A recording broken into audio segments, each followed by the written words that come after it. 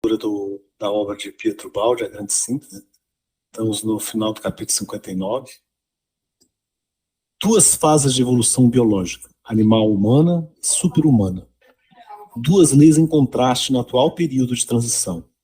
Enquanto alvorece a nova civilização do terceiro milênio, na qual se realizará o tão esperado reino de Deus, embaixo ainda se desencadeia a louca ira bestial humana.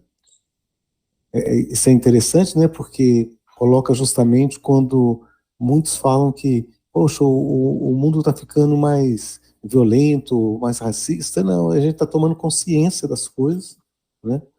Na antiguidade era muito mais homofóbica, muito mais racista, muito mais misógina, e agora a gente está tomando consciência, mas é interessante que você vai ter os dois grupos, né? Como se diz, se degladiando, né? É o que você está falando aí, é aquela coisa, a gente começa a ter olhos de ver, né? E ouvidos de ouvir, né? Então começa a perceber o que realmente está ao nosso redor, né? Quando as pessoas falam assim, não, antigamente não tinha esses mimimi. Você não tinha olhos para ver? Não tinha mesmo, não. E até hoje tem alguns que não têm olhos para ver, nem ouvidos para ouvir, né?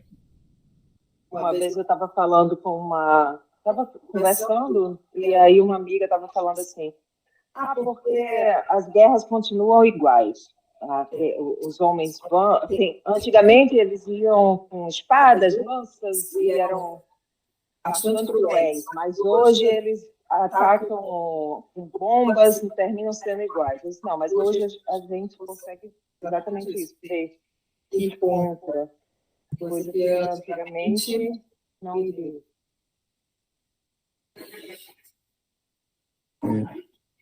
É isso mesmo, né?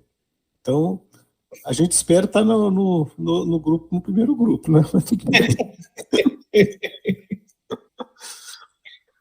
Mas a lei contém em si os germes do futuro, os meios para a realização do seu transformismo. Jamais vedes na natureza as forças operarem de fora, manifestam-se de dentro como expansão de um princípio oculto das misteriosas profundezas do ser. No homem que hoje se encontra numa grande encruzilhada de sua maturação biológica, que chega ao nível psíquico, ocorrerá a transformação e se manifestará a nova lei, já anunciada há 2 milênios, na boa nova do Evangelho de Cristo. É interessante isso, que eu falo assim, e quando que vai ver essa transformação? Leva-se tempo, né? Quase todas as grandes conquistas levaram-se tempo. Depois que Buda veio, só quase 200 anos que as ideias budistas começaram a espalhar de forma mais consistente na China e na Índia. Quando o Confúcio veio, as ideias dele de transformação da educação na China, elas foram sendo adotadas pelo Império Chinês quase 200 anos depois, 150 anos depois de Confúcio ter morrido, né? Sócrates, as ideias de Sócrates vai vir com a divulgação de Aristóteles pelo Império Alexandrino, né? Quase 100 anos depois. O cristianismo vai se tornar uma religião dominante na Europa quase 300 anos depois. Então, essas transformações, a gente às vezes quer fazer parte de uma única vida de 70, 80, 90 anos, a gente fazer parte de todo esse processo de transformação. Nós somos só um pedacinho, né? Eu estou falando assim, enquanto em uma única encarnação, né? Então, isso leva-se tempo, né? É exatamente o que ele fala aqui, né? Que tudo isso que está acontecendo, que a gente está começando a perceber, já falaram para a gente há 2 milênios. Como a gente demorou a ouvir, né? Diga, Ismael. Vocês conseguem me escutar bem, gente? Sim, escutamos. Pode falar. Esse processo que aconteceu, que você foi contando, do cristianismo, do budismo, eu gosto de ver muito também esses padrões de crescimento como padrão de um organismo. Então, no momento que ele nasce, é uma estrutura ainda muito delicada, muito, ainda precisa de muitos cuidados, e ali aos poucos vai se desenvolvendo, vai criando novas estruturas que vão fortalecendo o organismo, e aí vai se espalhando, vai se espalhando. O cristianismo, quantas e quantas vertentes diferentes, visões, foi digerindo e amadurecendo em determinados aspectos. A gente pode ver isso com o pensamento do Francisco. Francisco, o momento que ele vai trazendo a mensagem franciscana, nesses 800 anos, aproximadamente, de reflexões e digestões, né? Ali a gente vai ruminando esses ensinamentos. Quantas e quantas ideias a gente vai e começa a refletir sobre a questão da ecologia, do aspecto do amor à natureza, dessa conexão, conversar com seres da natureza. Então, é como um organismo que vai se desenvolvendo. Tem uma hora que essas ideias, elas já são absorvidas pela sociedade. Então, é como se aquele impulso, ele não necessitasse mais. E vai vir um outro que vai ter todo um desenvolvimento, vai ter todo esse processo. Legal, isso mesmo. Nosso tratado entra agora em uma atmosfera mais humana e mais cálida, mais palpitante de vossa vida, instintos e paixões. Os problemas que abordaremos estão próximos de vós. Vida de vossa vida, tormento de vosso tormento. Minha palavra exalta-se em sua iminente humanidade. Aproximando-nos nas formas superiores da vida em que estais, avizinhamo-nos da meta de nosso caminho, para traçar-vos os caminhos do bem. Demoramos-nos muito no estudo das criaturas.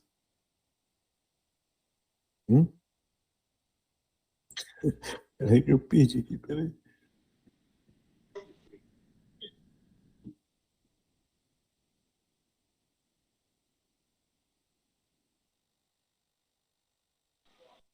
Ele está procurando aqui, que ele se perdeu também.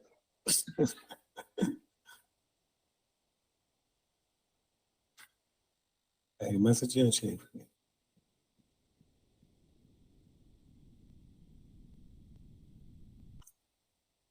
Demoramos muito no estudo das criaturas menores, irmãs do mundo físico e dinâmico, porque elas contêm os germes. Sem elas não seria possível a existência nem a explicação dos problemas da vida e do psiquismo.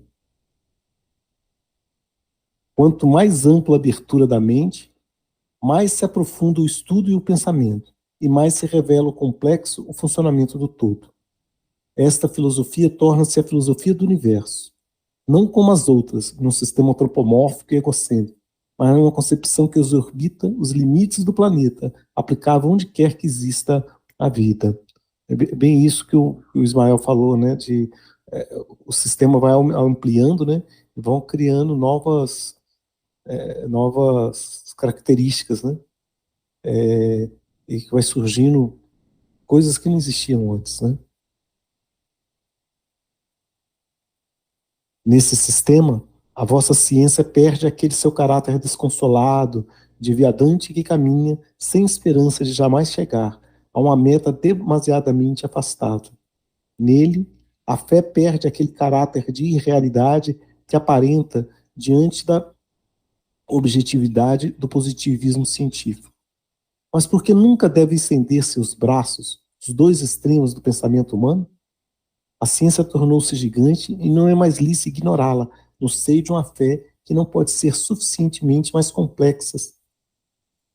Mentes. Okay? A ciência tornou-se gigante e não é mais lícito ignorá-la no seio de uma fé que não pode ser suficientemente para as complexas mentes modernas, se deixar aos primitivos enunciados da concepção mosaica.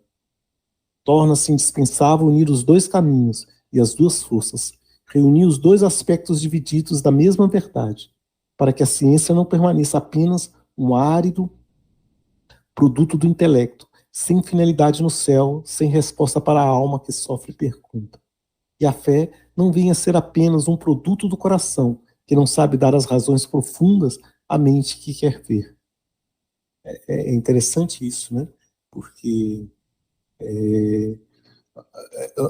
muitos concebem, principalmente eu estou muito ligado dentro na universidade, é que a ciência é como se fosse oposta à religião, mas você tem a fé, né? A fé não é religião, né? Às vezes, algumas formas de manifestação de algumas religiões realmente fica difícil compatibilizar com as conquistas da ciência, mas a razão e a fé são coisas que são altamente conciliáveis e têm que ser conciliáveis, né? Para que um apoie a outra. Quem que levantou a mão é o Ismael? Pode falar. Esse ponto que a sua voz colocou, a gente já falou aqui várias vezes sobre essa questão da razão e do surgimento da intuição, do coração. E ele fala aqui, né, que realmente, quando surge essa semente, igual a gente falou, que surge as grandes religiões ou pensamentos diferentes, que têm o seu tempo de vida, a ciência, ela teve um significado também nesse caminho evolutivo da humanidade. Teve um porquê, não foi algo que surgiu ao acaso. Tanto que aqueles primeiros que foram trazendo os elementos da ciência eram profundamente espirituais. Se a gente for ver esses primeiros, eles tinham uma busca espiritual. E essa forma, primeiro, que eles se separaram dessa maneira de religiosidade que se tinha na época, ela teve um significado também para depois acontecer essa síntese. Então, eu acho muito bacana no Espiritismo quando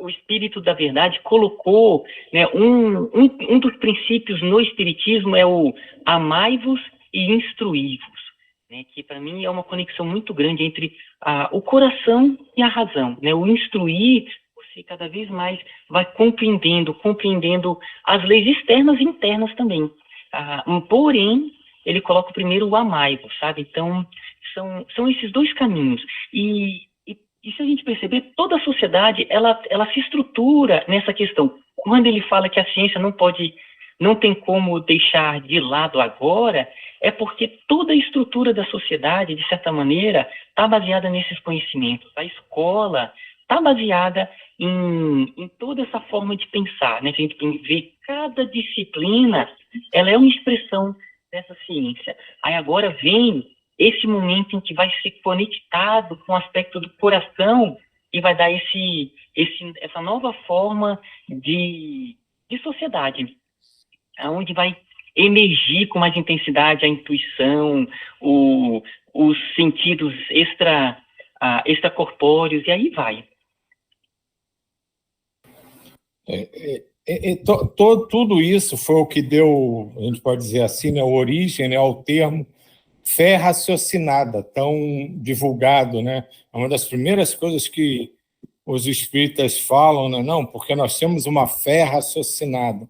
Não é nem um termo que eu goste muito, não, porque eu não acho que é uma fé raciocinada, acho que a fé e o raciocínio, né, a ciência, são coisas individuais e você não precisa tentar misturar as duas para justificar uma ou outra, né? Que acho que foi a tendência na época do espiritismo começando, para as pessoas não diferenciar-se da fé puramente dogmática e começar a dizer que era fé raciocinada.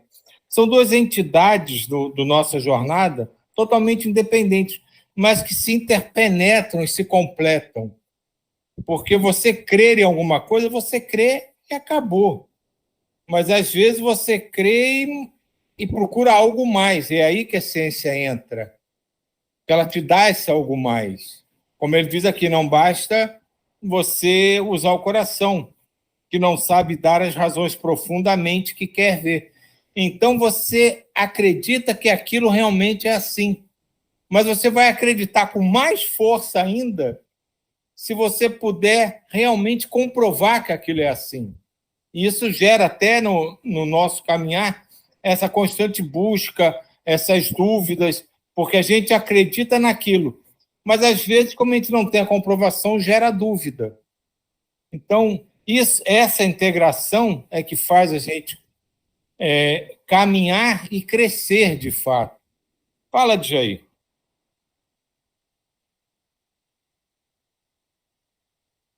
Ô, Silvio, fantástico. Isso tudo que você falou é assim. Só que isso tudo vale para a gente. Porque eu acho que eu já comentei isso com vocês. Quando a gente é desencarnado no plano espiritual, a fé raciocinada ela deixa de existir. Porque a fé, você já sente a fé. A gente tem dificuldade de sentir a fé porque nós estamos aqui nesse corpo escafandro, entendeu? Então a gente não sabe. Aí nego não sabe como falar, então bota assim, bota esse termo aí, fé raciocinada, fazer que tem alguma coisa apoiada na razão, nisso e aquilo. Isso tudo que você acabou de falar. Mas quando a gente, no outro plano, isso tudo vai por água abaixo. Aí você vai ver que o raciocínio faz parte de um campo mental. E a fé faz parte do seu coração. Tanto sim que uma vez eu achei estranho que nós somos acostumados a raciocinar com a mente, né? Então, quer dizer, a minha cabeça, eu penso pela cabeça. E o coração eu sinto. Já aconteceu de estar em desdobramento e eu pensar pelo coração e entrar em conflito comigo mesmo. Deu para você entender? Então, essa tal de fé raciocinada só vale para a gente. No outro lado, deixa de existir. Porque eles não tinham como falar para a gente, porque é difícil você explicar isso. Fé. O que é fé? Explicar o que é. Então, vai se notar muito de subterfúgio. Mas isso que você falou é isso mesmo. É isso aí, um beijão.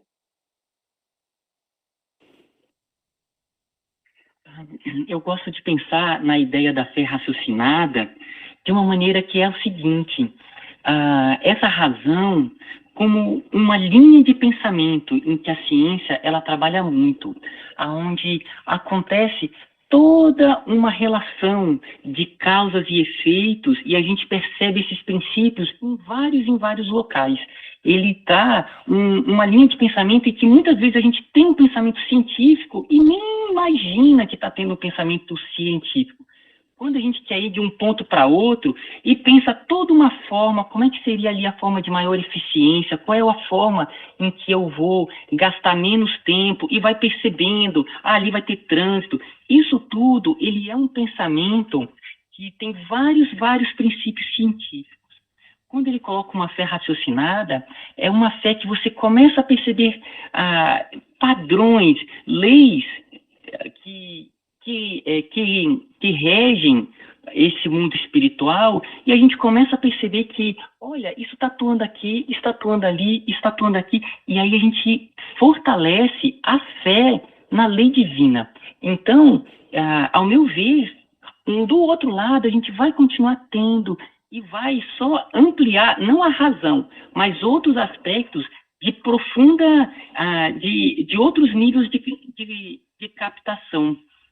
Às vezes a gente, como acontece em alguns locais, com o instinto, tende a tentar falar, não vai ter o instinto. Não, ele tem, no seu nível, que ele tem a sua utilidade. Cada vez mais ele vai ficando em um segundo plano, porque a gente vai desenvolvendo outros e outros sentidos. Mas eu percebo que toda essa linha de pensamento, ela é isso que seria o raciocinado. Eu vou dar um último exemplo. Por exemplo, a gravidade, né? Quando o Newton ele foi trabalhar a questão da gravidade. Aí ele foi vendo assim, espera aí, isso aqui, a Lua girando em torno da Terra, é esse mesmo princípio. E aí ele começa a perceber que aquele princípio de dinâmica, de mecânica, são baseados em 3 leis que regem toda a estrutura de mecânica astronômica, e com isso começa a prever eclipses, e isso fortalece a fé nessa lei, na lei da gravidade. Então, acontece isso. Quando a gente começa a perceber essas leis divinas que vão usando aqui e ali, isso fortalece a nossa fé, sabe? Então, eu gosto de ver a fé raciocinada dessa maneira.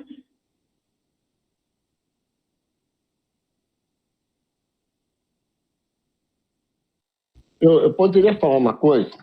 Sim, pode falar. O que acontece? Por exemplo, fé da vida após a morte. Você, quando no outro lado, você não precisa que você está vendo que você está vivo. Então, se fé da vida após a morte, deixou de existir. Fé em Deus. você deixa de existir porque você sente Deus. Fé, tudo que você queira falar de fé, ela deixa de existir. Não sei se materializei o que eu queria falar. Fé que existe outros mundos habitáveis. Você vai lá. Fé disso, fé daquilo. Agora você vai usar o raciocínio para outros saltos da sua vida, outras situações que você está planejando, sabe? Situações para o seu progresso. Esse é o raciocínio.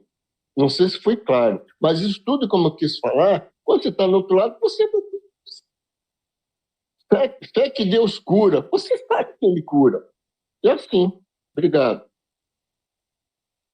Isso você colocou, tudo depende do o conceito que a gente tem de fé, o conceito que a gente tem de razão, né, de raciocínio lógico. É como se você estivesse fazendo uma separação, né, o que não é separável, mas que você separa, que aquela parte mais material do raciocínio, do mundo material, das leis do mundo material, a gente trabalha o trabalho da ciência. E o trabalho do mundo espiritual, o que o Pietro Baldi está colocando, que você pode usar também. Onde era domínio da fé, você pode usar a ciência também, né? Mas isso me lembra, quem falou penso logo existe, foi o Descartes, né? Descartes. Penso logo existo. A gente pode fazer um upgrade nisso, né? Sinto logo existo. Né? Por que é só quem pensa que existe? Não é quem sente que existe. Né? Sinto logo existo. E aí você tem essas duas questões que vocês todos estavam falando aí, todos vocês três aí, do pensar e do sentir. Os dois são importantes. Mesmo após a morte, mesmo em espírito, pensar e sentir, elas vão ser importantes. E isso é essa conciliação entre o pensar e o sentir, faz parte do mesmo ser, né? Pensar no sentido do raciocínio lógico e o sentir no sentido de sentir, né? Não precisa ter lógica no sentir, né? Lógica vai ter no pensar, no sentir é coração, né? Então, e isso é a conciliação que eu vejo o Baldi falando sobre como você conciliar os dois. Os dois faz parte, são... na física quântica, né, Ismael, a gente fala que a partícula é onda ou é partícula? Né, as coisas do mundo. Ela pode se manifestar como onda ou como partícula. E nós somos o quê? Somos seres pensantes ou seres sencientes que sentem? Nós somos seres que pensam e que sentem, né? Que em alguns momentos a gente pensa, em alguns momentos a gente sente, e em vários momentos a gente pensa e sente ao mesmo tempo, né? Isso que eu vejo a conciliação disso. Então depende muito da forma, do que a gente tem de conceito do que é fé, o que a gente tem de conceito do que é o raciocínio, o que é, né? Aí dependendo, após a morte, se eu tenho um conceito assim, não vou ter mais. Mas se o meu conceito de fé está mais ligado ao sentir, aí eu continuo tendo. Mas eu continuo o raciocínio. Eu gosto de pensar, Paulo Brito, né? Gosto de pensar como se fosse aquelas virtudes de Platão, né?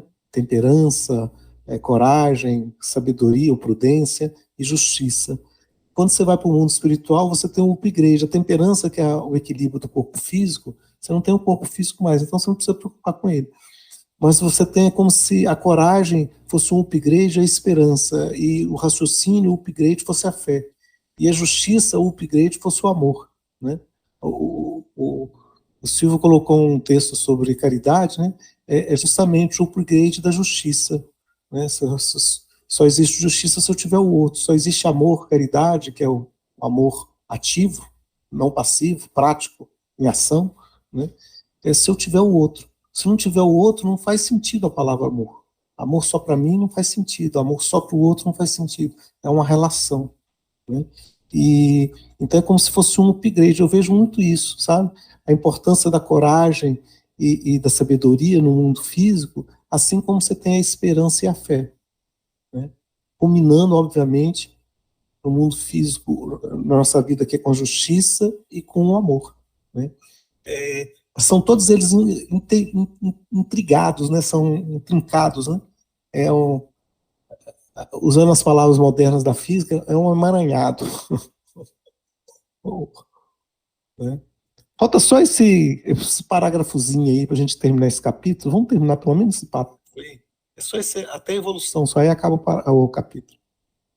Esses conceitos poderão perturbar vossas categorias tradicionais, mas respondem à inevitável necessidade de salvar a ciência e a fé.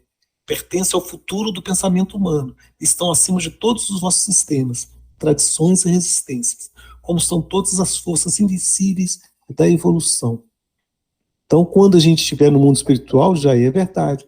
Muito daquilo que a gente acredita sem ter raciocínio, que é a base da fé, lá quando a gente estiver no mundo espiritual, vai ter coisas que a gente vai ter que acreditar que a gente ainda não consegue raciocinar. Diz Emmanuel que fala assim, ou André Luiz, né? Assim como vocês tentam entender aí como funciona a célula, nós aqui do outro lado tentamos entender como funciona o perispírito, como funciona o corpo espiritual. Então, tantas dúvidas quanto vocês também. E continua nesse processo de crescimento, né? Só que a fé vai mudar de upgrade, né? Ela vai ser mais para cima ainda, né? E vai ter algumas coisas que a gente não vai ter, não vai ter explicação. A gente aceita por fé e baseado nesse princípio a gente continua o nosso trabalho de crescimento, né? Quer dizer, essas são algumas ideias só.